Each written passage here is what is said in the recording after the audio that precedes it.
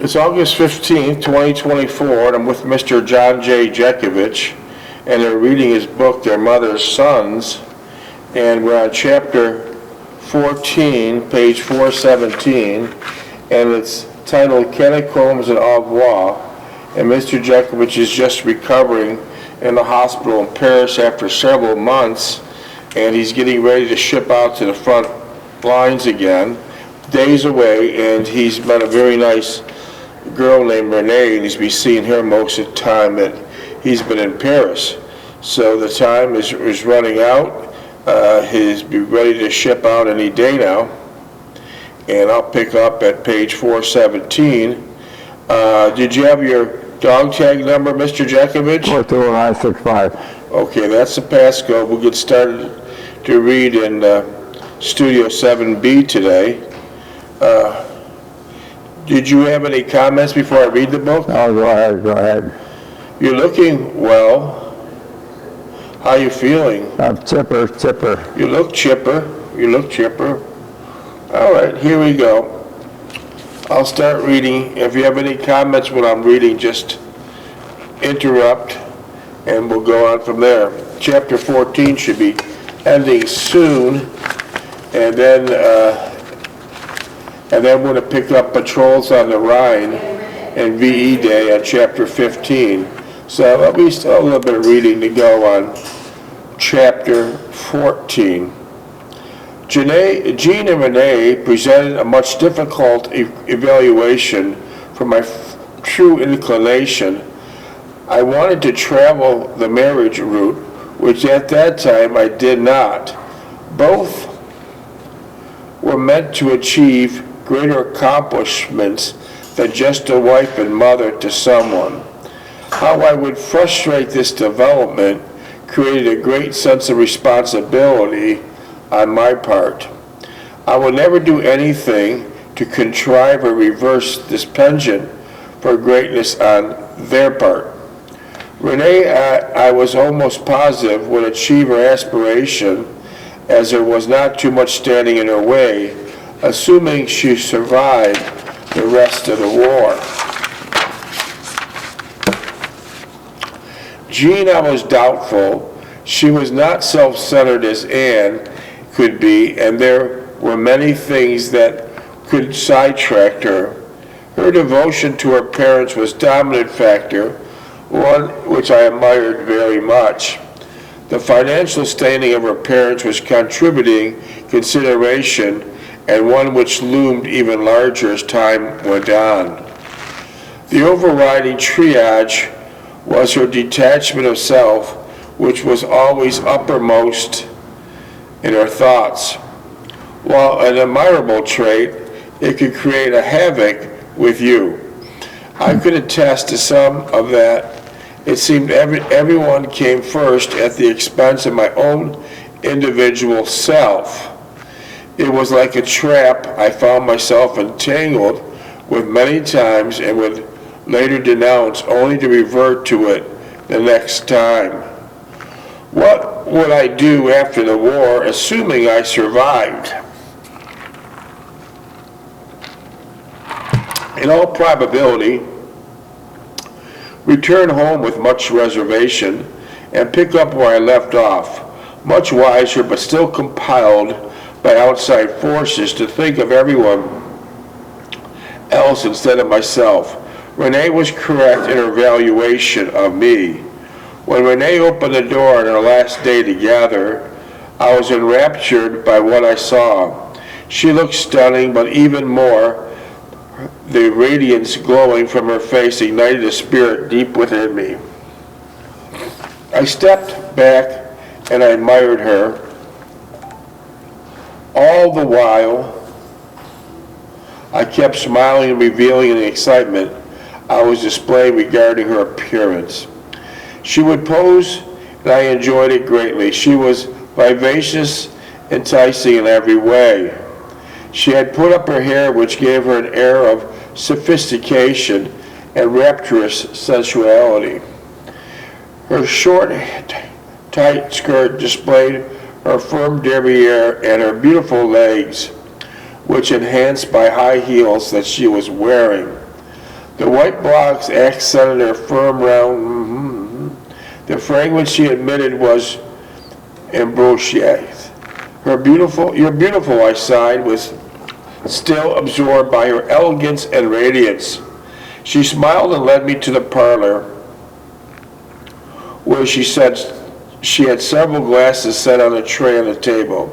She poured the champagne and handed me a glass, and she looked into my eyes, and I knew this was a special occasion.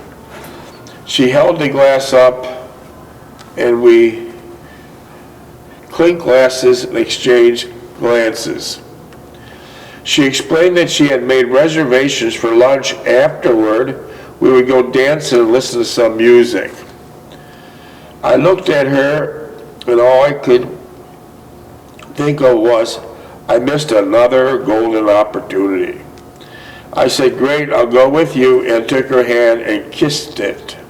Her nails were painted a bright red. As I held them, she related she liked the color. I retorted they looked sexy and I liked them.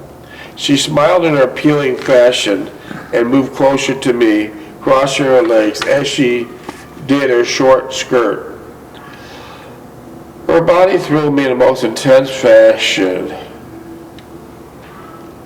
She sipped the champagne slowly, looking at me intently. Okay, miss.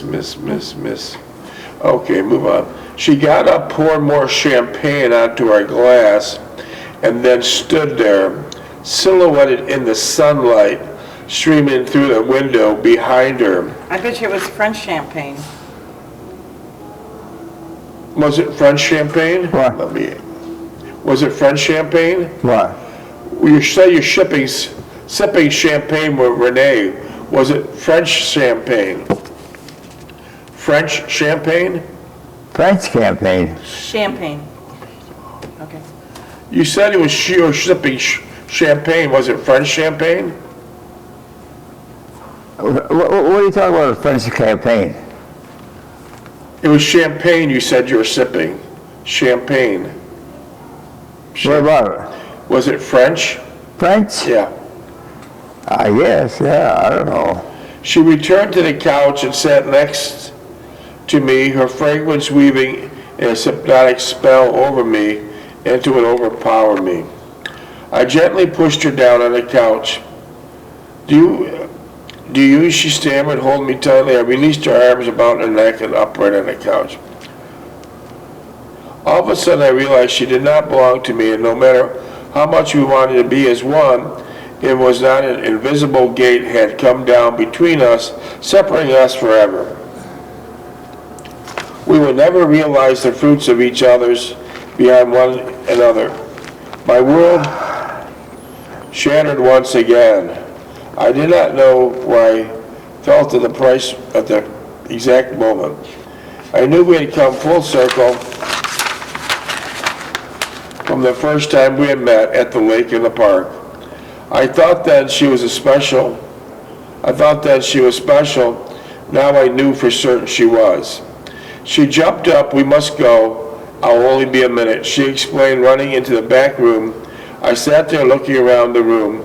I will never forget the bluntness reflecting the monastic, which was always meant to be. I felt its first moment I entered the sacred portals. This would be where the battle of Renee's soul would be fought. Like so many battles I had fought and lost, I was destined to lose this one. I felt no pains or remorse in forsaking which I desired. There was only a beautiful outpouring within me, and aided in overcoming which would follow. We reached the restaurant by taxi, and Renee had recovered completely, looking beautiful and radiant. I too understood the significance of the next several hours and joined in exhilaration and the high spirits.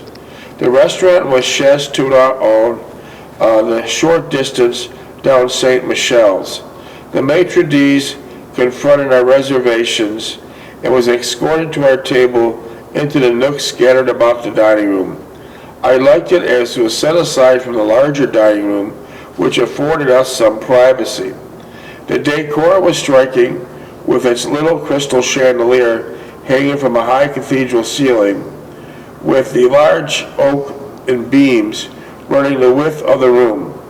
There were mirrored walls throughout the huge flowered urns, proliferated everyone on the marble floor. In one corner, elevated slightly from the floor, with a large black baby grand piano. So that's the end of chapter 14. And now we'll move on to chapter 15, page 421, the patrols on the Rhine, V-Day. Did you want to make any comments on this one? Yeah? Did you want to make any comments on this new chapter? No, go ahead. Want me to start reading? Go ahead. The music was from a string quartet playing softly, situated a short distance from where we were seated. Waiters in black jackets and white aprons were scurrying about. One came to the table and greeted us cheerfully, and Renee began to order, speaking in French. As I listened to her, I was reminded that I would never again be afforded of the pleasure of watching her as she spoke in her native tongue.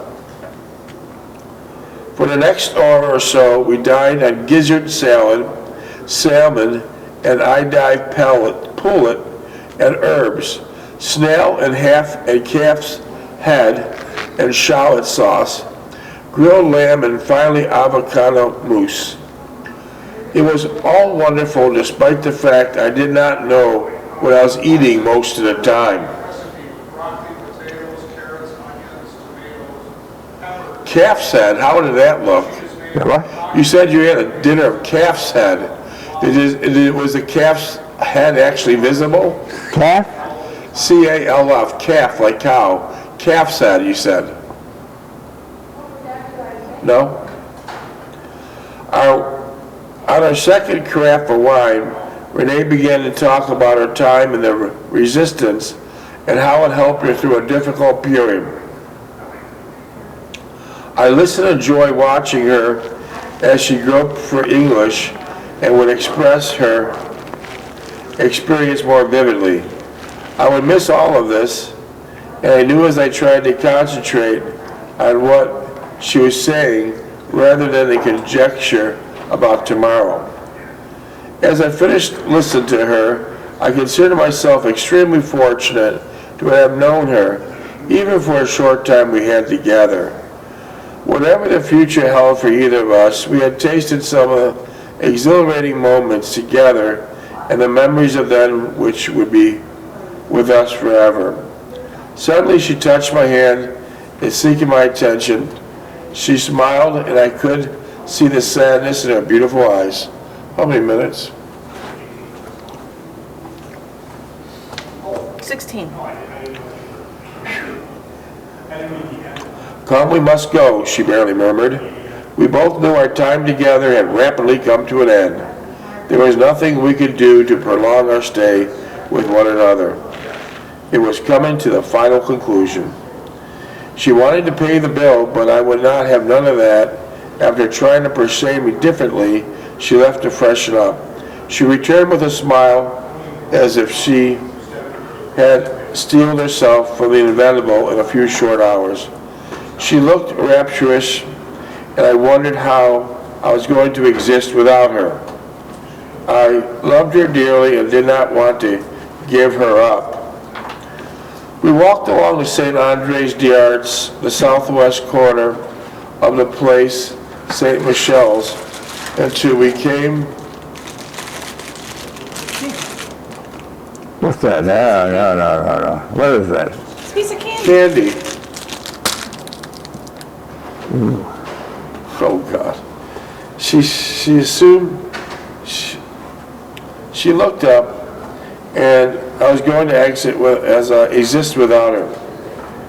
I would love her dearly and didn't want to give her up. We walked along the St. Andre d'Arts in the southwest corner of the place, St. Michel's, and into a little place called Bellagio, and was crowded with GIs and French civilians, all having a good time and enjoying one another's company.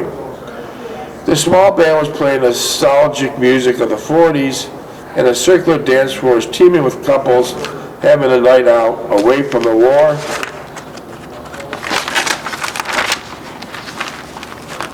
Away from the war for a brief period.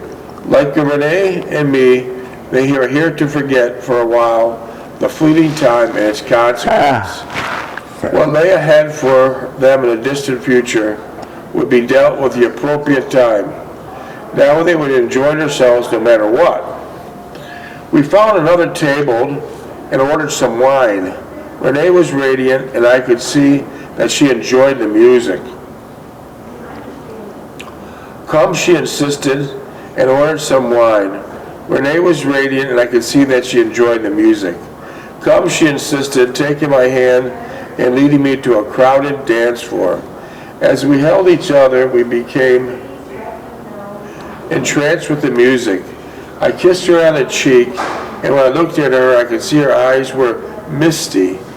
She would smile graciously and turn away, trying to hide the tears that were welling up in her. I wanted to dance with her forever that night and never to end. We would return occasionally to our table, sip our wine, and then return to the dance floor.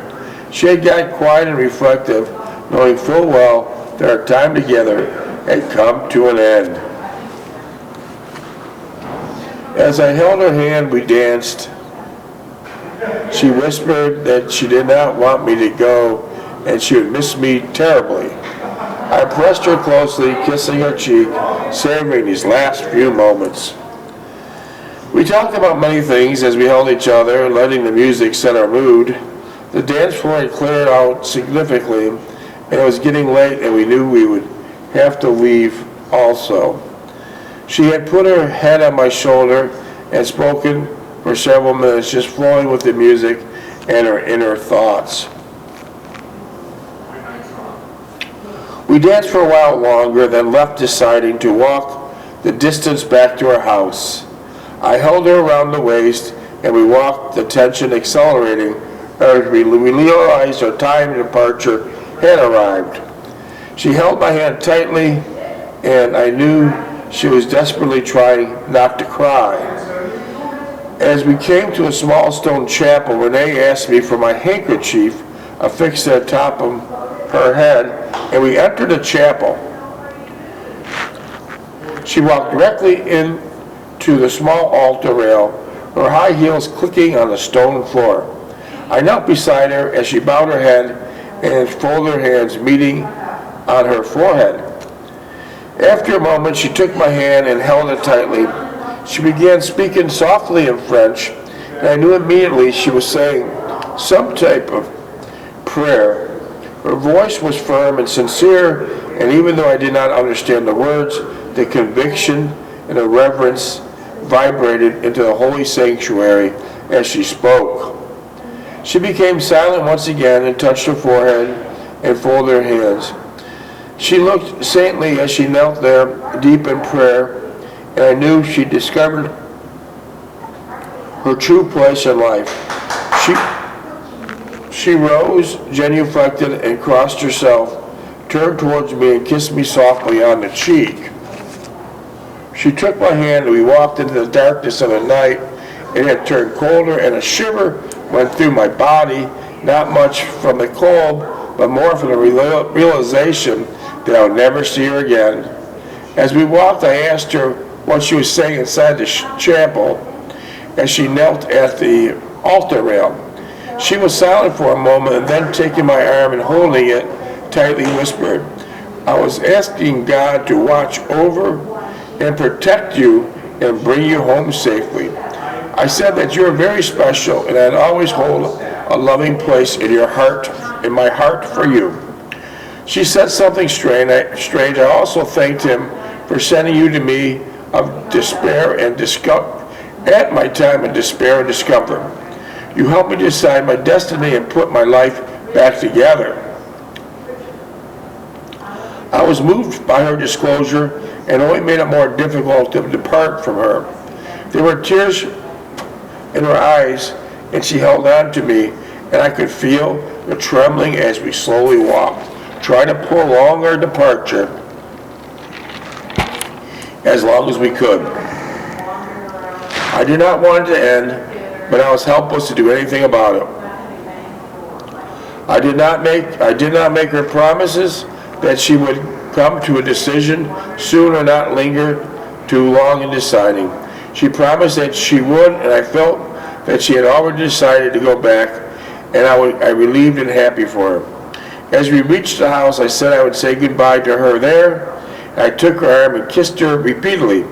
Her cheeks were wet as pressed them closely to mine. I murmured that she would be just fine once she got settled into her new place, and I told her that I loved her and I would think of her often. She held me tightly and kept repeating, "I'm sorry, I'm sorry." I put my fingers to her lips and she began sobbing quietly. "I'll remember you always," she sobbed, clutching my hand and burying her head in my chest. I held her for a few moments and kissed her gently and whispered goodbye. She kissed me and uttered, "God bless you and keep you," turned quickly and ran into the house. I stood there for a moment, soaking up every detail, so I might remember every aspect of our departure. It took me an extreme long period of time to lessen the pain and distress I felt that night. I was always left with the treasure memory of Renee and how much she meant to me.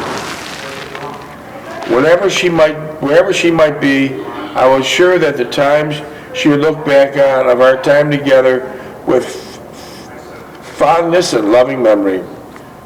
We were so much similar, yet we're so different. God bless you, Renee.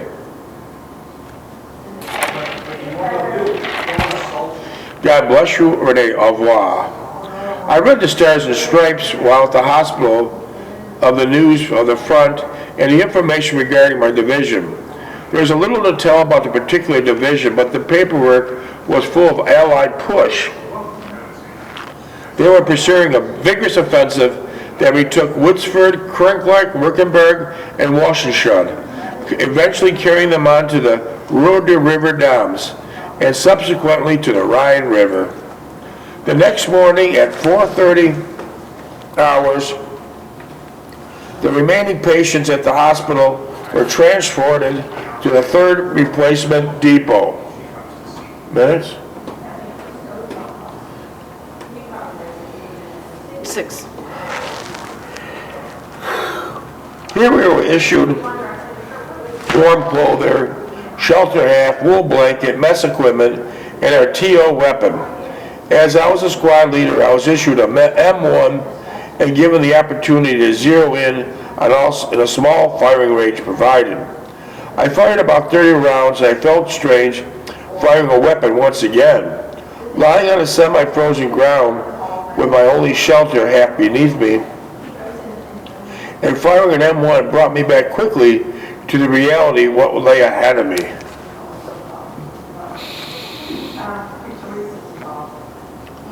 I was more upset and distressed by leaving Renee. It gradually overcame me. For further I went from Paris. The full impact of not seeing her again did not fully register with me until the next morning when I was awakened for the start of a journey back to our respective units. I went through the usual ritual of shaving and getting dressed, but I was not fully aware of what I was doing. All I could think about was Renee, how she looked, and she turned and ran into the house. I knew that I'll miss her terribly, and she left an empty void in my life which I would not see replaced for some time. Later that afternoon, we grouped off in sections for our respective locations of our units, and we looked into 40 and 8s. We rode the cattle cars all day and night, and we arrived at Belgium at mid-morning of the next day. The only thing different with these 40s and 8s is compared to the others, been on was that this one was not crowded with frequent stops. It was a startling change from what I've been accustomed to at the hospital. It was snowing as we crossed the border into Belgium. The replacement depot at Revoir was heated. After a hot meal, we were billeted into a large room which looked like it was once a gym of some kind. Looked like it was a gym of some kind. My only recollection of the replacement depot and our overnight stay there was that the sounds of planes flying overhead. As I lay on the wooden floor under my blanket, I could make out the familiar drone of British Spitfires flying overhead on their way to Germany or returning from their fire missions. It brought back memories of sitting with Jean overlooking Haverford West and the Spitfires cutting through the night darkness. It seemed a long time ago. My thoughts were still with Renee and the decision we had both made, directly and indirectly.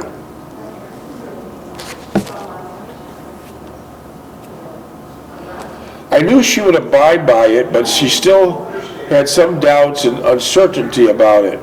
What would she have done if we had coupled, which could be very easily done? I believe that our lives would have been changed for better or worse. I surely would have come back after the war. It was over and discharged. What would have happened after that? Our trip to the front continued the next morning by 6x6 trucks. The long, cold ride was passing a battered city of Acton and the ruins of the towns wrecked by the First Army as it smashed its way towards the Rhine. By now we're close enough to the front to hear the rumbling of big guns. The old feeling of fear in the pit of my stomach gradually returned. I wondered as my old fears returned if I would be lucky this time around. I was thankful for the confusion and anxiety it created as it took my mind away of thinking of Renee. I told myself repeatedly that I have to snap out of it before I return to my unit or face the great risk of getting myself killed or seriously wounded. Trucks from the division met us for the final move on the return to duty. The snow had stopped and the weather had turned almost into spring light. The snow and ice were melting, giving way to huge areas of thick, oozing mud. The division had been in a rest area from 12th of February to 15th of February in a village called Luneville. On the 20th of February, they were in a defensive position at Panagen, Holland under the command of the 8th Corps of the British 2nd Army. They had been positioned here for about a week when I rejoined them. 1 minute, 30 seconds. The truck that brought us to the area where my company was located contained only 2 other soldiers besides me. One went to the anti-tank company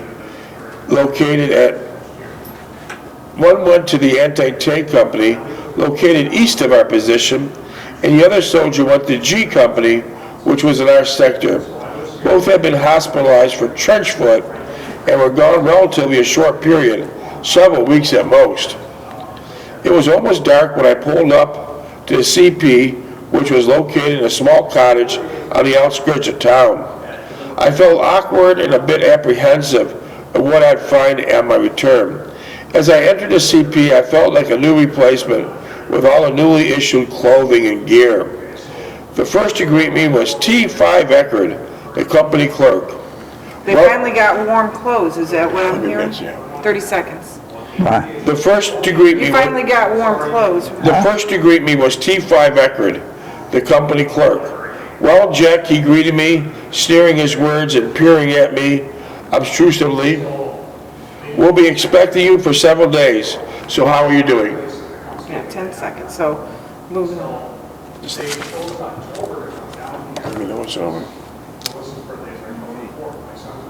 Is it up? it's